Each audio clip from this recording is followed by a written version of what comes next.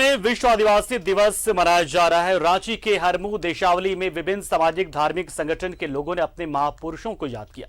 इस दौरान उन्होंने विकास के पथ पर आगे बढ़ने का संकल्प लिया। वहीं आदिवासियों के अधिकार के लिए यूएनओ में हुए सम्मेलन के 4 दशक बीत जाने के बाद मौजूदा समय में जनजातीय समुदाय की क्या वास्तु स्थिति है, इस पर चर्चा की गई, जिसका जायजा लिया हमारे सहयोगी दीपक उरांव ने।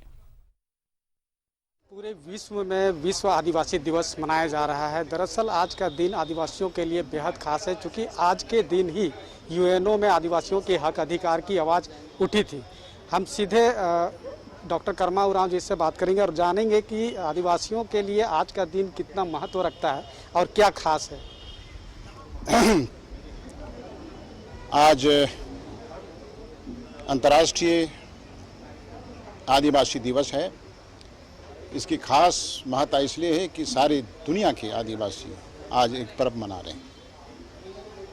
पर्व मनाने के पीछे कई कारण है। कैसे शुरू हुआ ये बहुत लंबी कहानी है, लेकिन 2 तिथि बहुत इम्पॉर्टेंट है। एक 1982 में आज ही के दिन 9 अगस्त को सबसे पहले आधिकारिक रूप से यूएन चार्टर में हमारी मांग उठी थी, जबकि उस समय के अग्रणी हमारे समाज के जो अग्रणी नेता थे, समाज सेवी थे, शिक्षाविद थे, उन्होंने इस बात को रखा, उसको स्वीकार किया और उसी बात को याद करने के लिए हम आज जुटे हैं और विश्व के साथ आदिवासी एक हो, ये हमारा मकसद है। विश्व के लेवल में इस बात को उठी गई। दूसरा पक्ष है उनका प्रमोशन कैसे होगा। प्रमोशन मतलब डेवलपमेंट। जो सरकारें हैं, अंतर्राष्ट्रीय स्तर पर जो एजेंसी हैं, जितने भी 90 देश के जो हमारे सरकारें हैं, 476 मिलियन आदिवासियों की देख रेख में एक एजेंसी सरकार है। जैसे भारत में इसका नियामक बना और यहाँ पर जहाँ जहाँ आदिवासी रहते हैं, 14 राज्यों में आदिवासी हैं, उसमें 10 राज्यों में आपको ट्राइब्स एडवाइजरी काउंसिल बना और 5वीं अनुसूची लागू है और कहीं कहीं 6ठी अनुसूची। ये जो 2 संवैधानिक परिस्थितियाँ हैं जो 14 राज्यों में से 10 राज्यों में है, वो आज तक अक्षरशः रूप में पालन नहीं हुआ।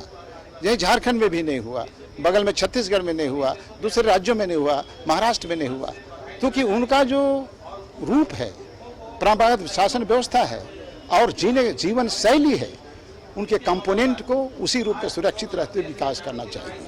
4 दशक बीत गया, लेकिन आज भी आदिवासी समाज खुद को उपेक्षित महसूस कर रहे हैं। लिहाजा आदिवासी समाज आज के दिन बैठक कर रहे हैं, चिंतन मंथन कर रहे हैं कि कैसे अपने हक अधिकार के लिए आगे बढ़ेंगे और राज्य सरकार या केंद्र सरकार पर दबाव बनाएंगे, ताकि वो जो हक अधिकार की बात यूएनओ में उठी थी, वो हक अधिकार समाज के लोगों को मिल सके। अपने सहयोगी राजेश के साथ मैं दीपक उरांव, न्यूज़ 11 भारत, रांची।